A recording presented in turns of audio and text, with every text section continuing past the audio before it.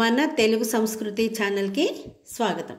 బాలలు, ఈరోజు మనం ఈ వీడియోలో 8వ తరగతికి సంబంధించిన 12వదైన భువన విజయం అనే పాఠం గురించి చెప్పుకుందాం. భువన విజయం. భువన విజయం అంటే ఏమిటి? శ్రీకృష్ణదేవరాయల యొక్క సాహిత్య సభని భువన విజయం అని పిలుస్తారనమాట. ఇక్కడ చదవండి, ఆలోచించి చెప్పండి అనే శీర్షికలో మనకి ఒక పద్యం ఇచ్చారు కదా, అది చూడండి ఒకసారి. భువన విజయాఖ్య సభ ఇది, దివిని వెలయువర సుధర్మకు సరిజోదు సరసులార సార సంగీత సాహితీ క్షీరధారలందజేతురు కవులు మీరందుకొనుడు. ఈ పద్యం యొక్క భావం ఏమిటి? భువన విజయాఖ్య సభ ఇది. భువన విజయం అనేటటువంటి ఈ సభ ఉన్నతమైనటువంటి కీర్తిని, ప్రసిద్ధిని పొందింది. దివిని వెలయు వర సుధర్మకు సరిజోదు సరసులారా, ఓ సరసులారా, ఓ పండితులారా, ఇది దేనితో సమానమైనటువంటి కీర్తిని పొందింది? దివిని వెలసిన, స్వర్గంలో వెలిసినటువంటి దేవలోక సభ అంటే ఇంద్రుని సభ అయినటువంటి సుధర్మకు సమానమైనది. ఇంద్రుని సభ పేరు సుధర్మ. ఇప్పుడు రాయలవారి సభ లేదా ఆస్థానం పేరు భువన విజయం అని ఎలాగైతే అనుకుంటున్నామో, అలాగే దేవేంద్రుని సభ పేరు సుధర్మ. అలాంటి సుధర్మ సభతోటి సమానమైనటువంటి ఉన్నతమైనటువంటి కీర్తిని, ప్రసిద్ధిని కలిగినది మన భువన విజయం. సార సంగీత సాహితీ క్షీరధారలు, సారము కలిగినటువంటి, చేవ కలిగినటువంటి సంగీత సాహిత్యాలు అనేటటువంటి పాలధారలను మా భువన విజయంలోని కవులు మీకు అందజేతురు, అంటే మీకు అందజేస్తారు, మీకు ఇస్తారు. మీరందుకొనుడు, వాటిల్ని మీరు అందుకోండి, ఆస్వాదించండి అని ఈ పద్యం యొక్క భావం. ఇప్పుడు ఈ పద్యం కింద 3 ప్రశ్నలు ఇచ్చారు కదా, ఆ ప్రశ్నలకి సమాధానాలేంటో తెలుసుకుందాం. పై పద్యం దేని గురించి చెబుతోంది? దేని గురించి చెప్తోంది ఈ పద్యం? రాయలవారి భువన విజయం అనే పేరు గల సభ గురించి తెలియజేస్తోంది, చెబుతోందనమాట. రెండవ ప్రశ్న, కవులు ఏం అందజేస్తారు? ఏం అందజేస్తారు మనకి కవులు? సారమైనటువంటి సంగీత సాహిత్యాలు అనేటటువంటి పాలధారలను కవులు అందజేస్తారు. దివిని వెలసిన సభ ఏది? మూడవ ప్రశ్న. దానికి జవాబు సుధర్మ అనేది దివిని వెలసిన సభ. అంటే ఇంద్రుని యొక్క, దేవతలకి రాజు ఇంద్రుడు కదా, ఇంద్రుని యొక్క సభ పేరే సుధర్మ. ఈ పాఠం యొక్క ఉద్దేశం చూద్దామా?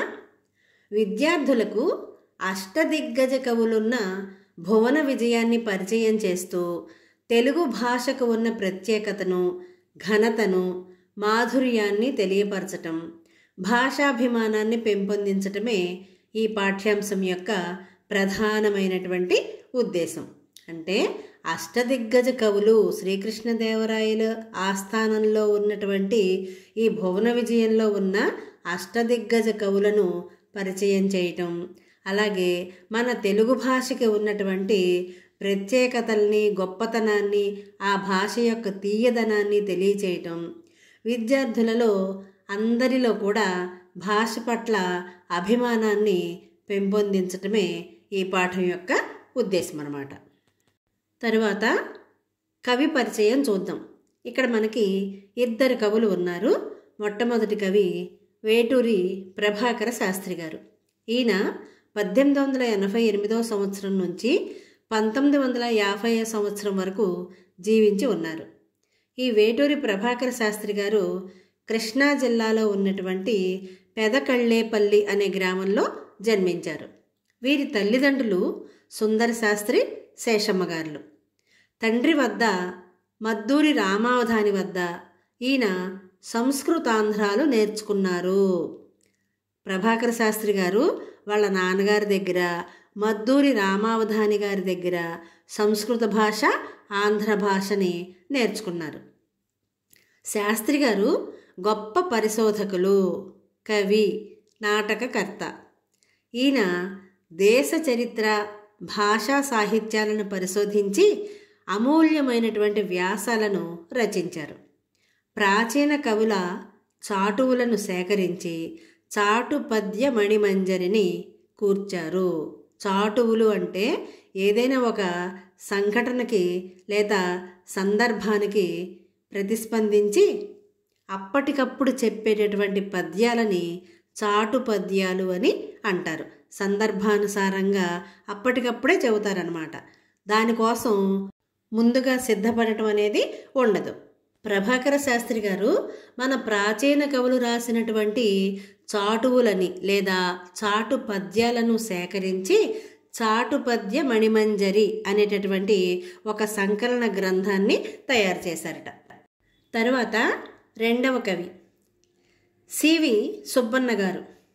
సివి సుబ్బన్న గారి పూర్తి పేరు కడప వెంకట సుబ్బన్న. ఈయన కడప జిల్లాలోని ప్రొద్దుటూరులో చెన్నప్ప, రంగమ్మ అనే దంపతులకి జన్మించారు. వీరు అనేక అవధానాలు చేసి శతావధాన ప్రబంధం త్రిపుటి అనే పేరుతో గొప్ప గ్రంథాన్ని వెలువరించారు. సరస్వతీపుత్ర, అవధాని పితామహ అనేవి ఈయన యొక్క బిరుదులు. సుబ్బన్న గారు అనేక అవధానాలు చేశారు అని మనం చెప్పుకున్నాం కదా. అసలు అవధానం అంటే ఏంటి? అవధానం అంటే ఏకాగ్రత లేదా తదేకమైనటువంటి నిష్ఠ అని అర్థం. ఈ అవధాన ప్రక్రియలో చాలా ప్రత్యేకతలు ఉన్నాయి. ఒక కష్టమైనటువంటి సాహితీ సమస్యను సులభంగా పరిష్కారం చేస్తారు. అది కూడా చమత్కారంతో కూడినటువంటి పూరణలను వీళ్ళు చేస్తారనమాట. అసంబద్ధంగా ఉన్నటువంటి, అసందర్భంగా ఉన్నటువంటి ప్రశ్నలను కూడా చక్కగా సమర్థవంతంగా అవధాని ఎదుర్కొంటారనమాట. ఆసువుగా పద్యాలు చెబుతారు. ఇందాక చెప్పుకున్నాం కదా మనం, ఆసువుగా అంటే అప్పటికప్పుడు ఎలాంటి సిద్ధత లేకుండా అప్పటికప్పుడు చెప్పే పద్యాలను ఆసు పద్యాలు లేదా చాటు పద్యాలు అని అంటారనమాట. ఈ అవధానం ప్రక్రియ చాలా దేశాలలో కనిపిస్తుందన్నమాట. ఈ ప్రక్రియ ముఖ్యంగా మధ్యయుగ కాలంలో మన తెలుగు కవుల చేతే అభివృద్ధి చేయబడింది. అష్టావధానం అనేది అవధానం యొక్క ఒక రూపం. అవధానం అంటే ఏకాగ్రత అని చెప్పుకున్నాం కదా. ఆ ఏకాగ్రతకి సంబంధించినటువంటి రూపమే ఈ అవధానం. అష్టావధానం అంటే 8 మంది ఒకేసారి అడిగేటటువంటి ప్రశ్నలకు అదే వరుస క్రమంలో సమాధానాలు చెప్పటం. అలాగే శతావధానం అంటే 100 మంది అడిగేటటువంటి ప్రశ్నలకు అదే వరుస క్రమంలో సమాధానాలు చెప్పటం. సహస్రావధాని 1000 మంది అడిగే ప్రశ్నలకు అదే వరుస క్రమంలో సమాధానాలు చెప్పటం. మనకు తెలిసిన వాళ్ళు ఇప్పుడు ప్రస్తుతానికి మాడుగుల నాగఫణి శర్మ గారు, అలాగే గరికపాటి నరసింహారావు గారు, వీళ్ళు సహస్రావధానులు అన్నమాట. అలాగే సుబ్బన్న గారు కూడా చాలా అవధానాలు చేశారట. ఈ పాఠం వేటూరి ప్రభాకర శాస్త్రి గారు, సివి సుబ్బన్న గారు రచించినటువంటి అవధాన విద్యా పుస్తకం నుండి ఇప్పుడు మనం చెప్పుకోబోయే పాఠం భువన విజయం అనేది స్వీకరించబడింది. శ్రీకృష్ణదేవరాయల యొక్క భువన విజయం అనే సాహిత్య సభలో లేదా ఆస్థానంలో ఉండేటటువంటి అష్టదిగ్గజ కవులు ఎవరో తెలుసా మీకు? ఒకసారి చూడండి. అల్లసాని పెద్దన, నంది తిమ్మన, ధూర్జటి, మాదయ్య గారి మల్లన, రామరాజభూషణుడు, ఈయననే భట్టుమూర్తి అని కూడా అంటారు. పింగళి సూరన, అయ్యలరాజు రామభద్రుడు, తెనాలి రామకృష్ణుడు. ఈ 8 మంది కవులని అష్టదిగ్గజ కవులు అని అంటారనమాట. ఇందులో నంది తిమ్మన గారినే ముక్కు తిమ్మన అని కూడా అంటారు. తెనాలి రామలింగ కవిని తెనాలి రామకృష్ణుడు, తెనాలి రామలింగడు లేదా వికట కవి అని కూడా అంటారు. ఇప్పుడు ఇంకా పాఠం చెప్పేసుకుందామా? భువన విజయం, భువన విజయ సభ ప్రారంభం అవుతుందన్నమాట. ఇక్కడ వా మా అని ఉంది కదా, వా మా అంటే వందిమాగధులు అని అర్థం. ఈ వందిమాగధులు అంటే ఎవరు అసలు? పూర్వకాలం రాజులు సభలోకి వచ్చేటప్పుడు వాళ్ళని పొగడటానికి, వాళ్ళు సభలోకి వస్తున్నారు అని అందరికీ తెలియజేయటానికి కొంతమంది సమూహంలాగా, ఒక బృందంలాగా ఉంటారనమాట. ఆ బృందాన్నే వందిమాగధులు అని అంటారు. ఆ వందిమాగధులు అంటున్నారట ఏమని? రాజాధిరాజ రాజమార్తాండ సాహితీ సమరాంగణ సార్వభౌమ శ్రీకృష్ణ దేవరాయల వారు విచ్చేయుచున్నారహో అని వందిమాగధులు ఎప్పుడైతే అంటారో వెంటనే ఆ సాహిత్య సభలో ఉన్నవారంతా కూడా లేచి నిలబడి అభివాదం చేస్తూ ఉంటారు. ఎవరికి? రాజుగారికి. అభివాదం అంటే నమస్కారం చేయటం. రాయలవారు ఏతెంచి రాజసింహాసనంపై ఆసీనులవుతారు. ఏతెంచి అంటే వచ్చి, సభలోకి రాయలవారు వచ్చి రాజసింహాసనం పైన ఆసీనులవుతారు అంటే కూర్చుంటారు అని అర్థం. రాయలవారు ఆ సింహాసనం మీద కూర్చున్న తర్వాత సభను ఉద్దేశించి ఇలా అంటున్నారు. ఏమని చూడండి. అష్టదిగ్గజ కవులకు, సాహితీ ప్రియులకు, పుర ప్రజలకు స్వాగతం. మా పాలనలో జీవితాన్ని ఆనందంగా గడుపుతున్న జానపదులు సైతం కొన్ని రసవంతమైన సమస్యలను పంపించారు. మీరు వీటిని రసవత్తరంగా పూరించి నేటి భువన విజయం సభను రంజింపజేయండి. ఇక ఆంధ్ర భాషామ తల్లిని స్తుతిస్తూ సమస్యలను, దత్తపదులను పూరించి ఆసు కవితా వినోదం సాగిద్దాం. ఈ మాటలు రాయలవారు సభను ఉద్దేశించి చెప్పారు కదా. ఆయన చెప్పటం అయిపోయిన తర్వాత అందరూ కూడా సుఖాసీనులవుతారు. అంటే వారికి కేటాయించినటువంటి స్థానాలలో, అంటే ఆసనాలపైన కూర్చుంటారు. తరువాత అష్టదిగ్గజ కవులలో మొట్టమొదటి కవి అయినటువంటి అల్లసాని పెద్దన గారు అంటున్నారు. ఏమని? చిత్తం రాజేంద్ర, కవిచంద్ర, మీతో నేటి భువన విజయ సభను ప్రారంభించాలని నా అభిలాష. రాజేంద్ర అంటే రాజులలో ఇంద్రుడి వంటివాడా అంటే గొప్పవాడా. కవిచంద్ర కవులలో చంద్రుని వంటివాడా అంటే మంచి కవిత్వాన్ని రాయగలిగినటువంటి వాడు. ఆయన కవిత్వం చదివితే ఆహ్లాదం కలుగుతుంది అని అర్థం అన్నమాట. మీతోనే ఈరోజు భువన విజయ సభను ప్రారంభించాలని నా యొక్క కోరిక. అభిలాష అంటే కోరిక అని పెద్దన గారు అన్నారు. వెంటనే సూరన అనే కవి అంటున్నారు. ఏమని?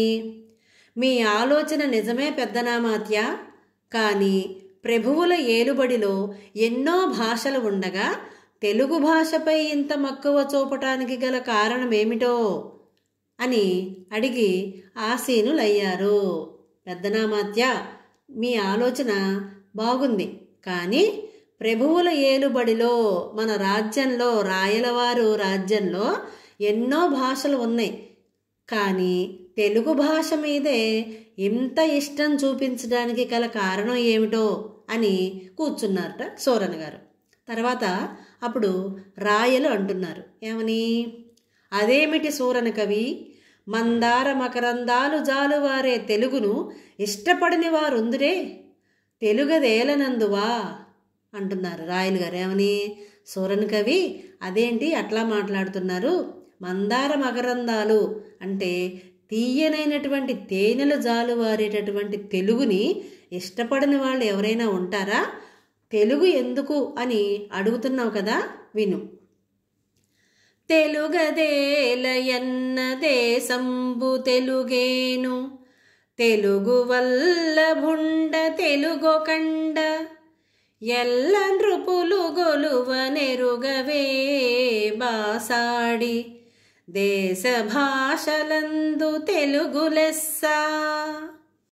ఈ పద్యం యొక్క భావం చూడండి. తెలుగదేలయన్న దేశంబు తెలుగేను, తెలుగులో ఎందుకు రాయమంటావా? ఈ దేశం తెలుగువారిది, తెలుగు ప్రజలకి సంబంధించినటువంటి దేశం ఇది. తెలుగు వల్లభుండ తెలుగొకండ. నేను వల్లభుడు అంటే రాజు, నేను తెలుగువారి ప్రభువుని, తెలుగువారి రాజుని. తెలుగొకండ ఇక్కడ కొంచెం అర్థం మనకి విమర్శలకి తావవుతుంది. తెలుగు ఒకండ అంటే కండగలిగినటువంటి భాష, లేదా తెలుగు వాళ్ళలో నేను కూడా ఒకడినే అని చెప్పుకోవటం. ఎల్ల నృపులు గొలువ నెరుగవే బాసాడి. ఎల్ల నృపులు అంటే రాజులందరూ కూడా తెలుగులో మాట్లాడటం నీకు తెలియదా? బాసాడి, బాస ప్లస్ ఆడి, బాసాడి అంటే తెలుగు మాట్లాడుతూ, తెలుగు భాష మాట్లాడుతూ కొలవటం అంటే గౌరవించటం నీకు తెలియదా? దేశ భాషలందు తెలుగు లెస్స. దేశ భాషలలో తెలుగు గొప్ప భాష, శ్రేష్టమైనటువంటి భాష అని ఈ పద్యానికి అర్థం. ఈ మాటలు కృష్ణదేవరాయలు అన్నారు అని అంటున్నారు, కానీ ఈ మాటలు ఆంధ్ర మహావిష్ణువు శ్రీకృష్ణదేవరాయల వారికి కలలో కనిపించి ఆముక్తమాల్యద అనే కావ్యాన్ని వ్రాయమని ఆదేశించినప్పుడు చెప్పినవి అని మనకి చరిత్ర చెబుతోంది. రాయలవారు ఈ పద్యాన్ని చెప్పగానే సభాసదులంతా కరతాళ ధ్వనులు చేస్తారు. సభాసదులు అంటే సభలో ఉన్నటువంటి వాళ్ళందరూ కూడా కరతాళ ధ్వనులు చేస్తారు. అభినందనను తెలియచేస్తూ మనం చప్పట్లు కొడతామంటాం కదా, అలా కరతాళ ధ్వనులు చేస్తారు. మరి ఇంతటి మన తెలుగు భాష మీద ఎవరికైనా ఎందుకు మమకారం ఉండదు? పెద్దనార్య, కవులారా, మేము తర్వాత పద్యమును పూరిస్తాం, ముందు మీరంతా పద్యపూరణకు పూనుకోండి అని రాయలవారు చెప్పారు. అప్పుడు పెద్దనగారు అంటున్నారు, చిత్తం ప్రభు, మీ అభిప్రాయమే శిరోధార్యం. రాయలు గారు ఏమంటున్నారు? పెద్దనామాత్య, నీ పద్యపూరణకు సమస్య ఇదిగో, నీకు ఇస్తున్నాను, ఈ సమస్య మీద నువ్వు పద్యాన్ని పూరించాలి అని చెప్తున్నారు రాయలు. ఏమని? అగ్రజానుజులైరనుజాగ్రజులుగా అనేది సమస్య. పెద్దనగారు అంటున్నారు, ఆహాహా, ఏమి సమస్య! అన్నదమ్ములు తమ్ముడన్నలయ్యారు ప్రభు, నా పూరణ ఇదిగో అంటూ పెద్దనగారు పద్యాన్ని ప్రారంభించారు. ఏంటా పద్యం? తేటగీతి పద్యం చూడండి. పుష్యమిన్ భరతాఖ్యుడు పుట్టినాడు, మొనసి లక్ష్మణుడాశ్లేష బుట్టినాడు. భరత లక్ష్మణ క్రమమిది అరసి చూడ, నగ్రజానుజులైరనుజాగ్రజులుగా. ఈ పద్యం యొక్క భావం ఏమిటి? పుష్యమిన్ భరతాఖ్యుడు పుట్టినాడు. పుష్యమి నక్షత్రం రోజున భరతుడు పుట్టాడు. మొనసి లక్ష్మణుడు ఆశ్లేష పుట్టినాడు. పుష్యమి నక్షత్రం తర్వాత వచ్చేటటువంటి ఆశ్లేష నక్షత్రంలో లక్ష్మణుడు పుట్టాడు. కాబట్టి వీళ్ళిద్దరిలో ఎవరు ముందు? భరతుడేమో అన్నయ్య, లక్ష్మణుడేమో తమ్ముడు. ఇలా వరుస క్రమంలో భరత లక్ష్మణులు అన్నదమ్ములు. కానీ అందరూ ఏమంటారు? రామలక్ష్మణ భరత శత్రుఘ్నులు అంటారు. మామూలుగా అయితే భరతుడు లక్ష్మణుడు అన్నదమ్ములు, కానీ లోకంలో రామలక్ష్మణ భరత శత్రుఘ్నులు అనటం వల్ల లక్ష్మణుడేమో అన్నయ్య, భరతుడేమో తమ్ముడులాగా అయ్యారన్నమాట. దాన్నే పెద్దనగారు పద్యం రూపంలో పూరించారు. పెద్దనగారు రాయలవారు ఇచ్చినటువంటి సమస్యని చక్కగా పూరించటం జరిగింది. ఇప్పుడు ఇంకొక కవి గారికి రాయలవారు సమస్యని ఇస్తున్నారు. అదేంటో చూద్దాం. రాయలు గారు అంటున్నారు, కరినెత్తుకపోయి ఎలుక కలుగునదినియన్. దీనిని అర్థవంతంగా పూరించండి భట్టుమూర్తి గారు అని భట్టుమూర్తి గారిని రాయలు గారు ఒక సమస్యనిచ్చి దాన్ని పూరించమని అడిగారు.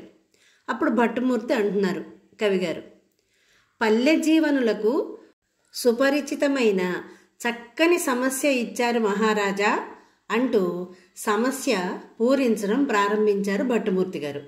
ఇది కందపద్యం. కరులు చిలుకలెద్దులు శర్కరతో నొనరించి ఆర్చ కడబెట్టెడుచో గరిమరచె వర్తకుండా కరినెత్తుకపోయి ఎలుక కలుగునదినియన్ అని భట్టుమూర్తి అనే కవిగారు రాయలు గారు ఇచ్చినటువంటి సమస్యను పూరించగా వెంటనే రామభద్రుడు అనే కవిగారు లేచి అంటున్నారు, ఆహా ఎంత అద్భుత పూరణ! ఎలుక ఏనుగును ఎత్తుకొని పోగలదా? ఆ ఏనుగు రంధ్రములో పట్టునా? హహహ! ఏనుగులు, చిలుకలు, ఎద్దులు మొదలైనవి చక్కెరతో చేసిన బొమ్మలు. వ్యాపారి, వర్తకుడు అంటే వ్యాపారి పగలంతా వీటిని అమ్మాడు. సాయంత్రానికి అన్ని బొమ్మలను ఎత్తిపెట్టి ఒక్క ఏనుగు బొమ్మను మరిచాడని, దానిని ఎలుక రంధ్రంలోకి ఈడ్చుకుపోయిందన్న మీ భావం వీణుల విందుగా ఉంది అని రామభద్రుడు భట్టుమూర్తి గారిని మెచ్చుకున్నారు, ప్రశంసించారన్నమాట. అప్పుడు సభాసదులంతా కరతాళ ధ్వనులు చేశారు. మళ్ళీ సభలో ఉన్న వాళ్ళందరూ కూడా చప్పట్లు కొట్టారనమాట. రాయలు గారు అంటున్నారు, బహుబాగు అంటే చాలా బాగుంది అని రాయలు గారు మెచ్చుకున్నారు. రామభద్రుడు అంటున్నారు, కృతజ్ఞతలు మహారాజా అని రామభద్రుడు కూర్చుంటారనమాట. ఇప్పుడు తిమ్మన కవికి సమస్యనిస్తున్నారు రాయలవారు. చూడండి, రాయలవారు అంటున్నారు, ముద్దు పలుకుల ముక్కు తిమ్మన కవి అందుకోండి, గాడిద ఏడ్చెంగదన్న ఘన సంపన్న అనే సమస్యని పూరించండి అని రాయలవారు తిమ్మనకి చెప్పారు.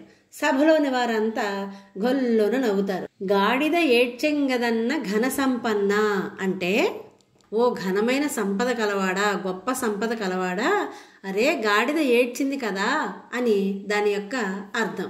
ఇప్పుడు తిమ్మన గారు అంటున్నారు, రాజశేఖర అంటూ నమస్కరించి ఇలా అన్నారు, మానవులలో ఆడిన మాటలు తప్పేవారు కొందరు ఉన్నారు. జంతువులలో దీనిని చూడలేం, అయినా దైవ కృపతో పూరించెదను. ఆడిన మాట తప్పటం అంటే ఏమిటి? మనం ఏదైనా ఎవరికైనా ఒక మాట ఇస్తే, నేను నీకు అది చేస్తాను ఇది చేస్తాను అని చెప్పి ఏదైనా మాట ఇస్తే అది ఖచ్చితంగా నెరవేర్చాలి. కానీ అలా నెరవేర్చకుండా ఇచ్చిన మాటను నిలబెట్టుకోకుండా ఉండే స్వభావం మనుషులలో మాత్రమే ఉంటుంది, కానీ జంతువులలో ఇలాంటి స్వభావం ఉండదు. అయినా సరే దేవుని దయతో నేను ఈ సమస్యని పూరిస్తాను అని చెప్పి పద్యం చెప్తున్నారు. ఇది కంద పద్యం. చూడండి, ఆడిన మాటను తప్పిన గాడిద కొడుకంచు తిట్టగా విని అయ్యో వీడా నా కొడుకని ఒక గాడిద ఏడ్చెంగదన్న ఘన సంపన్న అంటే ఆడిన మాటను తప్పినటువంటి మనిషిని మామూలుగా మన పల్లెల్లో ఏం చేస్తారు పెద్దవాళ్ళు, చనువుతోటి స్వాతంత్రంతో గాడిద కొడక అని తిడుతూ ఉంటారు.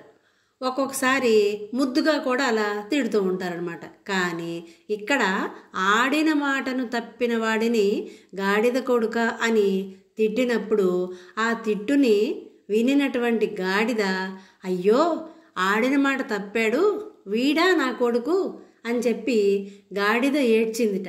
ఆ భావం వచ్చేలాగా తిమ్మన గారు ఈ పద్యాన్ని పూరించారు. వెంటనే ఆ పద్యం అయిపోగానే ధూర్జటి అనే కవిగారు లేచారనమాట. లేచి లౌకిక జీవన గమనంలో గ్రామీణుల దూషణను, ఆడి తప్పిన జనుల హీన స్వభావాన్ని తెలుపుతూ మాట నిలబెట్టుకోవటం అనే విలువని చాటారు. ఆడి తప్పే మనిషిని గాడిద కొడుకని తిట్టినప్పుడు విశ్వాసానికి మారుపేరుగా నిలిచినటువంటి జంతువైన గాడిద ఏడ్చింది అన్నారు.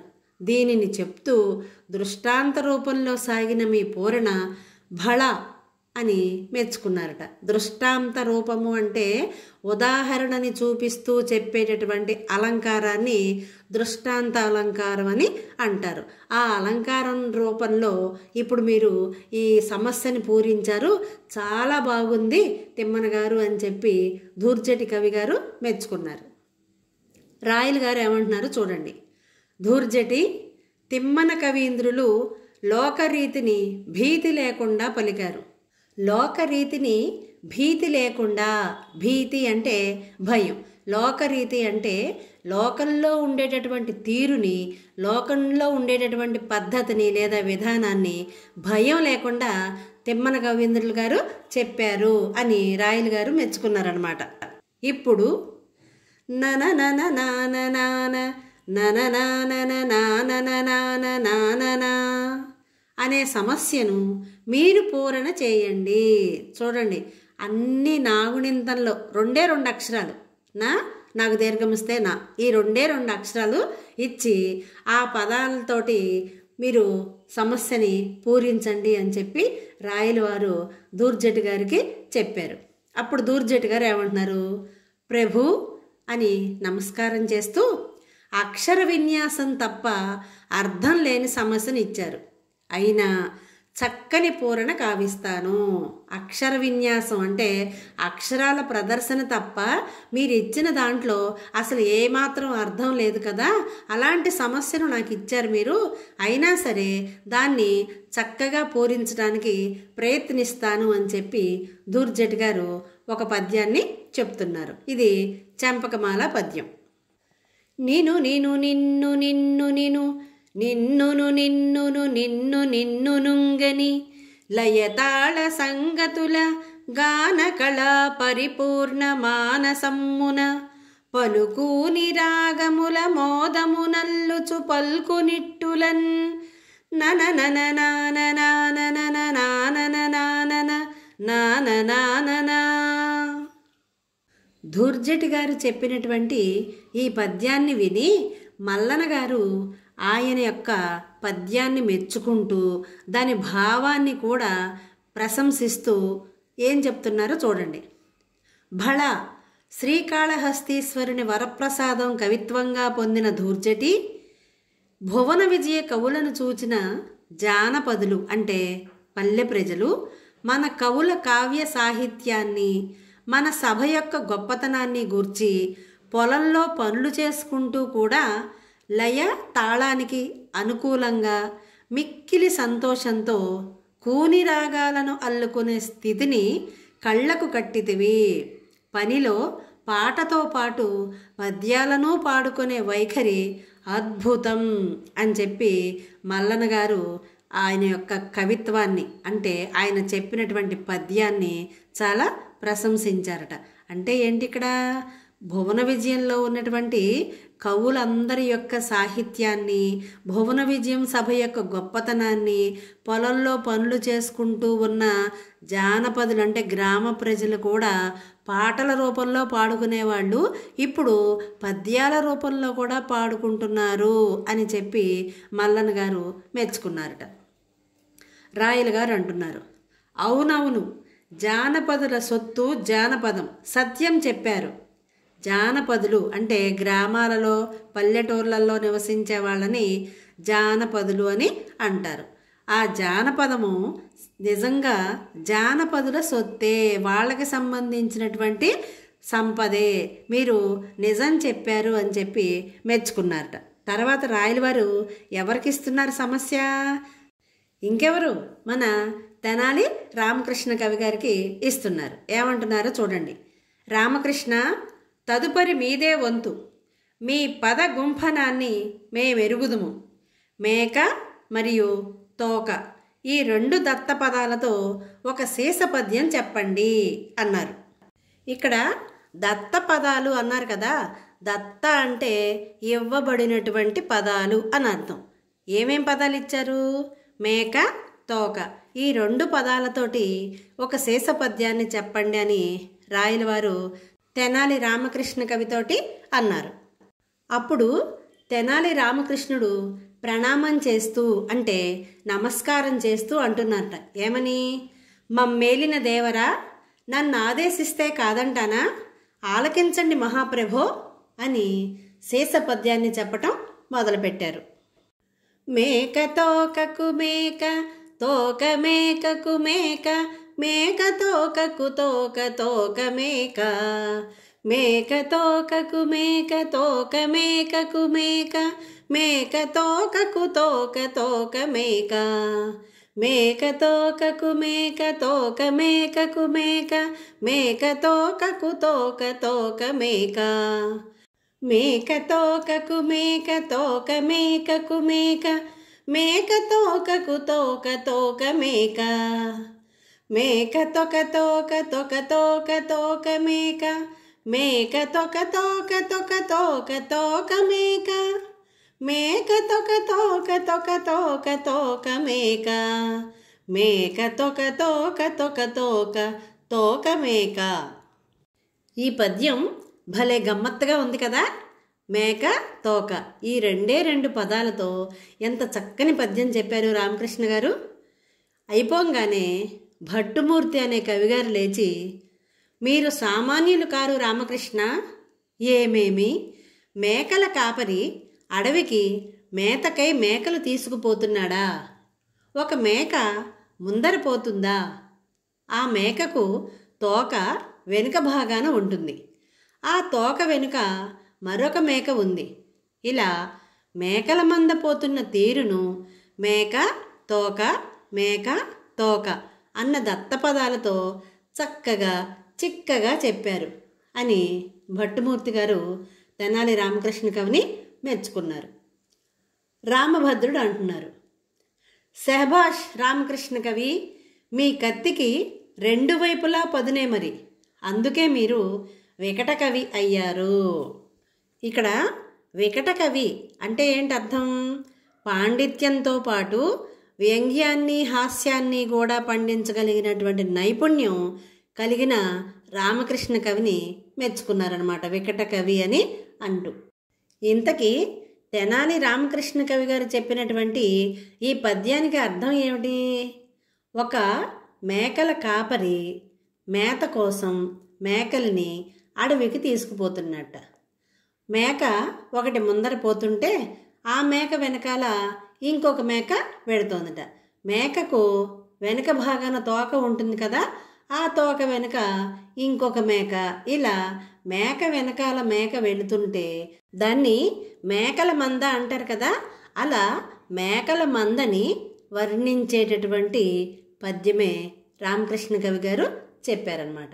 ఇప్పుడు రాయలు గారు అంటున్నారు, రామభద్ర, గోలకొండ, మూలముండ, పూలదండ, కొత్తకుండ ఈ పదాలను ఆధారం చేసుకుని భారతార్థంలో ఒక పద్యం చెప్పండి. భారతం అర్థం వచ్చేలాగా ఈ పదాలతోటి ఒక పద్యాన్ని చెప్పమంటున్నారు రాయలు గారు. ఎవరిని? రామభద్ర కవిని. అప్పుడు ఆయన ఏమంటున్నాడు చూడండి, చిత్తం మహాప్రభో, రామభక్తుడనైన నాకు భారతార్థం పూరణనిచ్చారు, పూరణ చేసేదను అని తేటగీతి పద్యాన్ని చెప్పబోతున్నారు మన రామభద్ర కవి గారు.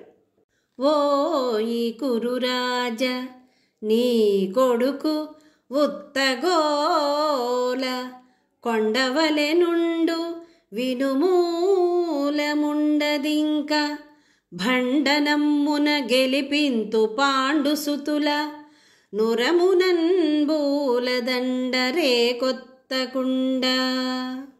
రామభద్ర కవి గారు చెప్పినటువంటి ఈ పద్యాన్ని మెచ్చుకుంటూ పెద్దన గారు దాని భావాన్ని చెప్తున్నారు, వినండి. ఓయి కురురాజా అంటే, ఓ ధృతరాష్ట్ర మహారాజా, నీ కొడుకైనటువంటి దుర్యోధనుడిది ఉత్త గోల కలిగిన మనసు. అతనిది మంచి మనసు కాదు, ఎప్పుడు గోలగోలగా ఉంటుంది, దురాలోచనలన్నీ ఉంటాయి అతని మనసులో. ఉత్త గోల కలిగినటువంటి మనసు. ఆకారంలో మాత్రం కొండలాగా ఉన్నాడు. బుద్ధిబలం ఏమాత్రం లేనివాడు. నా మాట వినుము, యుద్ధం వస్తే సర్వనాశనం, మూలముండదిక. మూలము అంటే మొదలు అని అర్థం. అంటే నీ వంశం సర్వనాశనం అయిపోతుంది, వంశం నిలవదు అని చెప్తున్నాడు. సమరంలో భండనమ్మున అంటే సమరం లేదా యుద్ధం అని అర్థం అన్నమాట. భండనమ్మున గెలిపింతు పాండుసుతుల, పాండుసుతులు అంటే పాండురాజు యొక్క కుమారులైనటువంటి పాండవులను యుద్ధంలో నేను గెలిపిస్తాను, నీ కుమారులు మరణిస్తారు అని చెప్పి పెద్దనగారు రామభద్ర కవిని మెచ్చుకున్నారనమాట. అది విన్న రాయలు గారు అంటున్నారు, పద్యం బాగుంది రామభద్ర, కొత్త కుండను రేకు ఒత్తకుండ అన్నారు చూడు, అద్భుతంగా ఉందయ్యా.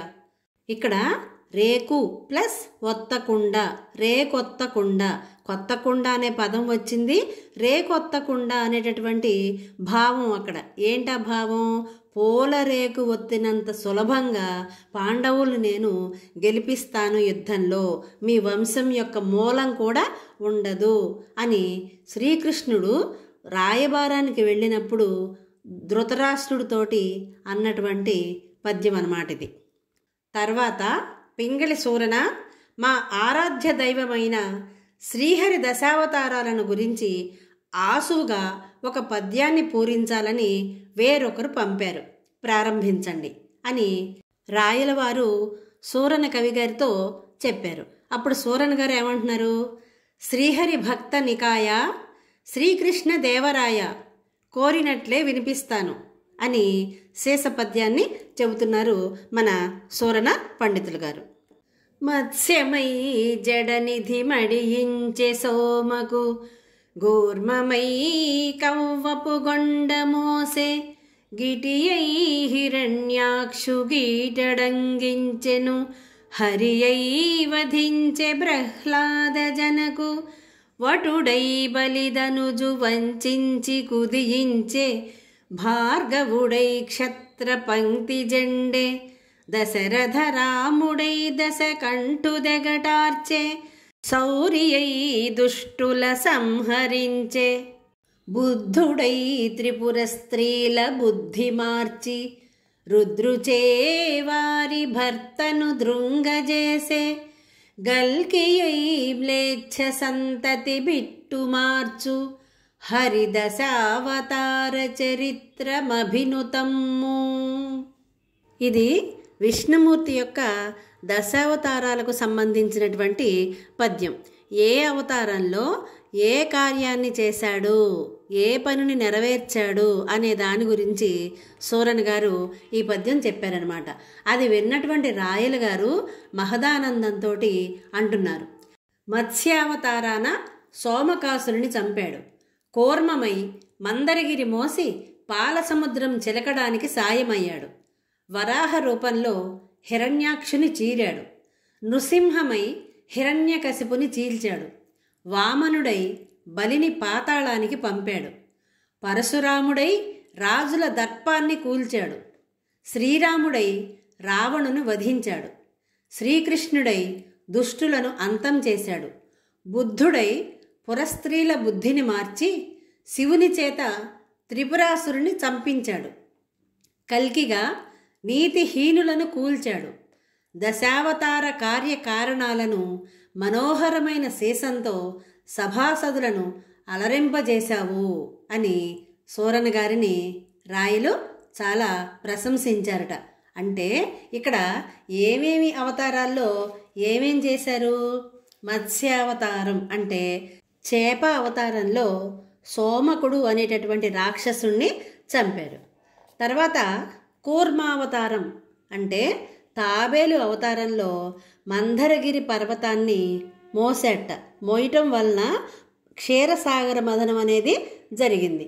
తర్వాత వరాహావతారం అంటే పంది, వరాహావతారంలో హిరణ్యాక్షుణ్ణి చంపటం జరిగింది. తర్వాత నరసింహావతారం, సింహపు తలతో కూడినటువంటి మానవ శరీరాన్ని కలిగినదే ఈ నరసింహావతారం. నరసింహావతారంలో హిరణ్యకశిపుని చంపడం జరుగుతుంది, అంటే ప్రహ్లాదుని యొక్క తండ్రిని చంపడం జరుగుతుందన్నమాట. తర్వాత వామనావతారం, వామనుడంటే పొట్టిగా ఉంటాడనమాట. ఆ అవతారంలో బలిచక్రవర్తిని పాతాళానికి తొక్కేయటం జరుగుతుంది. 6వది పరశురామావతారం. ఇక్కడ రాజుల దర్పాన్ని అణిచివేయటం జరుగుతుంది. ఎందుకంటే కార్తవీర్యార్జునుడు అనే రాజు పరశురాముని యొక్క తండ్రి అయినటువంటి జమదగ్నిని చంపటం వలన యుద్ధంలో ఆయన ఏం చేస్తాడు, మా నాన్నని మా తండ్రిని చంపుతారా అని చెప్పి మొత్తం భూమండలంలో రాజులు ఎవ్వరూ లేకుండా చేస్తాను అని చెప్పి భూమండలాన్ని 21 సార్లు చుట్టి మొత్తం కనపడిన రాజులందరినీ కూడా చంపేస్తాడనమాట పరశురామ అవతారంలో. తర్వాత కృష్ణావతారం. ఈ అవతారంలో ఎంతోమంది దుష్టులని చంపేస్తారు, దుష్ట సంహారం చేస్తాడనమాట. తర్వాత రామావతారం. రామావతారం ముఖ్యంగా రావణ సంహారం కోసమే నియోగించబడిందనమాట. 9వది బుద్ధావతారం. త్రిపురాసుర సంహారకారకుడైనటువంటి బుద్ధుడిగా అవతరించింది 9వది. 10వది కల్కి అవతారం. నీతిహీనులు ఎవరైతే నీతి లేకుండా ఉంటారో అలాంటి వాళ్ళందరినీ కోల్చటం కోసం వచ్చినటువంటి అవతారమే కల్కి అవతారం. ఇంత మంచి పద్యం చెప్పాడు కాబట్టే సూరన గారిని రాయలవారు మెచ్చుకున్నారు. అప్పుడు సూరన్ గారు ఏమంటున్నారు, మీ అభినందన స్పందనకు వందనం అన్నారు. అంటే మీరు అభినందించారు కదా, స్పందించి నేను చెప్పినటువంటి పద్యానికి స్పందించి నన్ను అభినందించారు కదా, దానికి మీకు వందనం అని చెప్పారు. ఇక్కడ చూడండి, దా అనేది ఎక్కువసార్లు వచ్చింది కదా, దీన్ని మనం వృత్యనుప్రాసాలంకారానికి ఉదాహరణగా కూడా చెప్పుకోవచ్చు. తర్వాత పెద్దనగారు అంటున్నారు, మహాప్రభో, వచ్చే దారిలో ఒక జానపదుడు ఒక సమస్యనిచ్చాడు, మీరు అనుమతిస్తే మీకిస్తాను. చూడండి, జానపదుడు ఒక పల్లెటూరి వాడు, ఒక పల్లెటూరి అబ్బాయి రాయల గారికి ఇవ్వమని చెప్పి ఒక సమస్యని ఇచ్చాట. రాయలు గారు అంటున్నారు, తప్పకుండా సభారంభంలో మీకు మాటిచ్చాను కదా, కానివ్వండి, సమస్యను అందివ్వండి. తప్పకుండా ఇవ్వండి, సభ ప్రారంభంలో మీకు నేను మాటిచ్చాను కదా, అందుకని ఆ సమస్యను నాకు ఇవ్వండి, నేను ఖచ్చితంగా పూరిస్తాను అని చెప్పారట. అప్పుడు పెద్దన గారు అంటున్నారట, ప్రభు అందుకోండి. ఆ సమస్య ఏమిటి? అందరూ నందరే మరియు నందరు నందరే ఎందరందరే. ఆ జానపదుడు ఇచ్చినటువంటి సమస్య ఇదేనమాట. సూరన అంటున్నారు, అది సంగతి, ప్రభువుల వారికి ఇవ్వదగిన సమస్య, రాయల వారికి ఇవ్వదగిన సమస్య వచ్చింది అని సూరన్ గారు అన్నారట. అప్పుడు రాయలు గారు అంటున్నారు, అష్టదిగ్గజ కవులారా, నా కీర్తిని దిగంతాలకు వ్యాపింపజేయాలన్న మీ కుతూహలానికి సంతోషం, పూరణ చేసేదను, సంతోషం, ఆలకించండి అని ఉత్పలమాల పద్యాన్ని చెప్పటానికి ప్రారంభిస్తున్నారు మన శ్రీకృష్ణదేవరాయలు.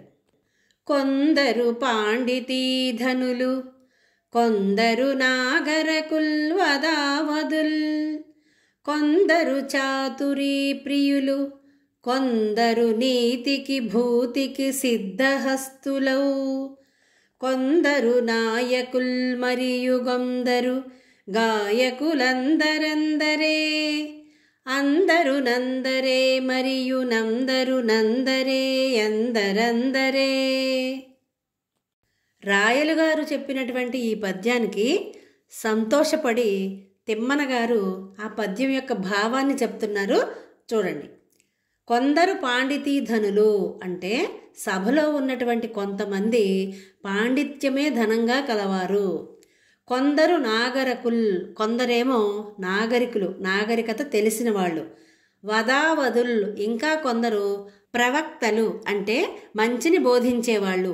మరికొందరు చాతురీ ప్రియులు అంటే చాతుర్యాన్ని, చతురతతో మాట్లాడటాన్ని ఇష్టపడేవాళ్ళు. కొందరు నీతికి భూతికి సిద్ధహస్తులు, నీతికి భూతి అంటే సంపదకు నిలయమైన వాళ్ళు ఇంకా కొంతమంది. కొందరు నాయకుల్ మరియు కొందరు గాయకుల్, కొంతమంది ఏమో నాయకులు అంటే నేతలు అని అర్థం ఇక్కడ. తర్వాత కొంతమంది గాయకులు. ఇలా రాయల వారు సభలోని వారిని ఉద్దేశించి చెప్పారు. దీనిలో మన రాజ్యంలోని ప్రజల సాహితీ సామర్థ్యాలను గుర్తు చేస్తూ అందరూ అందరే అనటం వలన ఎవరికి వారే గొప్ప, ఎవరు తక్కువ కాదు అని చెప్పటం అని తిమ్మన గారు చక్కగా ఈ పద్యం యొక్క భావాన్ని అందరికీ వివరించి చెప్పారనమాట. రాయల వారు అంటున్నారు, కవి పండితులారా, మీ సమస్యాపూరణల పద్యగానంతో మా మనసెంతో మురిసింది. సభికులకు కృతజ్ఞతాంజలులు. స్వస్తి. రాయలు గారు ఏమంటున్నారు, ఓ పండితులారా, మీ సమస్యాపూరణలు పద్య గానంతో మా మనసుకి చాలా సంతోషం కలిగింది. మీ అందరికీ కూడా కృతజ్ఞతలు మరియు నమస్కారాలు అని చెప్పి చివరిగా ఏమన్నారు, స్వస్తి అన్నారు. స్వస్తి అంటే అందరికీ మంచి జరుగుగాక అని అర్థం అన్నమాట. తర్వాత సభలోని వారంతా కూడా సగౌరవంగా అంటే గౌరవంతో రాయల వారికి నమస్కారం చేసి అందరూ నిష్క్రమిస్తారు. నిష్క్రమించడం అంటే వెళ్ళిపోతారు, అంటే సభ అక్కడితో ముగిసింది అని అర్థం అన్నమాట. బాగుంది కదా భువన విజయం అనే పాఠం. దీన్ని చక్కగా తెలుగు భాషా దినోత్సవానికి కానీ, మాతృభాషా దినోత్సవానికి కానీ, లేకపోతే పాఠశాలలో జరిగే ఏ వేడుకల్లోనైనా సరే ఒక 8 మంది పిల్లలు కవులుగాను, ఒకళ్ళు రాజుగాను, కొంతమంది వందిమాగదులుగా ఇలా నాటకంలాగా వేస్తే చాలా చాలా బాగుంటుంది. మీరు కూడా ప్రయత్నించకూడదు? ఇక్కడ ప్రక్రియ సాహితీ రూపకం అని ఇచ్చాడు కదా. తెలుగు సాహిత్య ప్రక్రియలలో రూపకం అనేది ఒక ప్రక్రియ. దీనిలో నటులు ఆయా పాత్రలను ధరిస్తారు. అంటే నటులు ఆయా పాత్రల యొక్క గుణ రూపాలను ఆరోపించుకొని అభినయిస్తారు.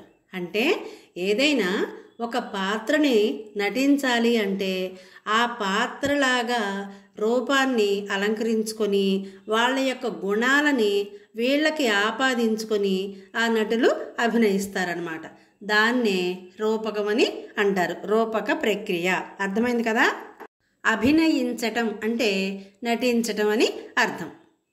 ఇప్పటి వరకు మనం చెప్పుకున్నటువంటి ఈ పాఠంలో కృష్ణదేవరాయల వారు కవులందరికీ ఒక్కొక్క సమస్యని ఇచ్చారు కదా. అసలు సమస్య అంటే ఏమిటి? మన నిజ జీవితంలో వచ్చేటటువంటి సమస్యలు కాదు. ఇది సాహిత్యానికి సంబంధించినటువంటి సమస్య.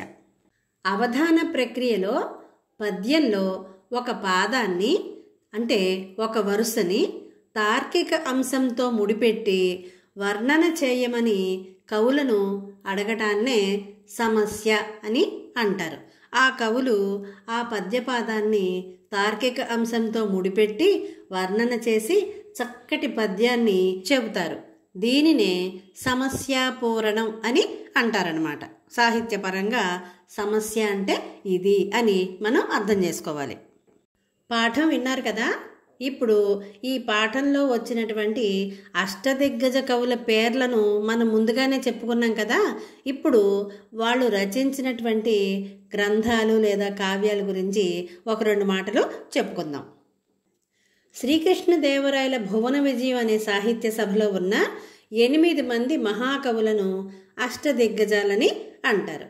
వారిలో మొట్టమొదటి కవి అల్లసాని పెద్దన గారు.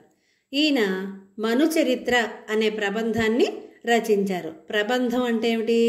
అష్టాదశ వర్ణనలతో అంటే 18 రకాల వర్ణనలతో కూడి ఉన్నటువంటి దాన్ని ప్రబంధం అని అంటారు. ఈయనకు ఆంధ్ర కవితా పితామహుడు అనే బిరుదు ఉంది. తరువాత కవి నంది తిమ్మన గారు. ఈయనను ముక్కు తిమ్మన అని కూడా అంటారు. ఈయన పారిజాతాపహరణం అనే గ్రంథాన్ని రచించారు. పింగళి సూరన గారు. ఈయన రాఘవ పాండవీయము అను ద్వ్యర్థి లేదా శ్లేష కావ్యాన్ని, తర్వాత కళాపూర్ణోదయము, ప్రభావతి ప్రద్యుమ్నము అనే గ్రంథాలను కూడా రచించారు. ఈ ద్వ్యర్థి కావ్యము లేదా శ్లేష కావ్యము అంటే ఏమిటో చివరిలో చెప్పుకుందాం. మాదయ్య గారి మల్లన. ఈయన రాజశేఖర చరిత్ర అనే గ్రంథాన్ని రచించారు. ధూర్జటి కవి. ఈయన శ్రీకాళహస్తి మాహాత్మ్యము, శ్రీకాళహస్తీశ్వర శతకము అనే వాటిని రచించారు. అయ్యలరాజు రామభద్రుడు, ఈయన రామాభ్యుదయాన్ని రచించారు. తెనాలి రామకృష్ణుడు లేదా తెనాలి రామలింగ కవి అని కూడా అంటారు.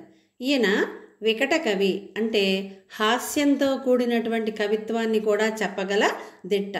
పాండురంగ మాహాత్మ్యం అనే కావ్యాన్ని ఈయన రచించారు.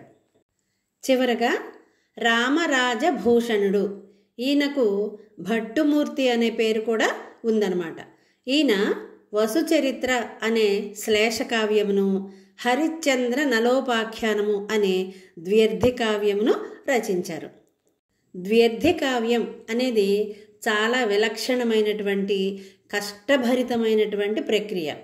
ఒకే కావ్యానికి 2 అర్థాలు వచ్చేలాగా రచిస్తే ద్వ్య అంటే 2 అని అర్థం. దాన్ని ద్వ్యర్థి కావ్యం అని పిలుస్తారు. ఉదాహరణకి సూరన గారి రాఘవ పాండవీయం, తిరుమల బుక్కపట్టణ వెంకటాచార్యులు గారు రచించినటువంటి అచలాత్మజ పరిణయం. సూరన గారి రాఘవ పాండవీయం అనే గ్రంథాన్ని ముందు నుంచి వెనకకి మామూలుగా మనం చదివే విధానంలో చదివితే అది రామాయణంలాగా అనిపిస్తుందట. అలా కాకుండా చివరి నుంచి మొదటికి చదువుకుంటూ వస్తే భారతం కథలాగా మనకి కనిపిస్తుందట. అలాంటి దాన్నే ద్వ్యర్థి కావ్యం అని అంటారు. చూడండి, నిజంగా మన పూర్వకాలంలో కవులు సరస్వతీ పుత్రులనే చెప్పుకోవాలి. అంత జ్ఞానవంతులు కాబట్టే ఈనాటికి కూడా వాళ్ళ గురించి మనం చదువుకుంటున్నాం. ఇలాంటి వాళ్ళనే జ్ఞాన సంపన్నులు అని అంటామన్నమాట. బాగుంది కదా పాఠం? తెలుసుకున్నారు కదా అష్టదిగ్గజాలు, వాళ్ళ యొక్క గ్రంథాలు, మరి శ్రీకృష్ణదేవరాయల యొక్క సాహిత్య సభ, అక్కడ జరిగేటటువంటి సాహిత్య కార్యకలాపాలు, ఇవన్నీ తెలుసుకున్నాం కదా మనం.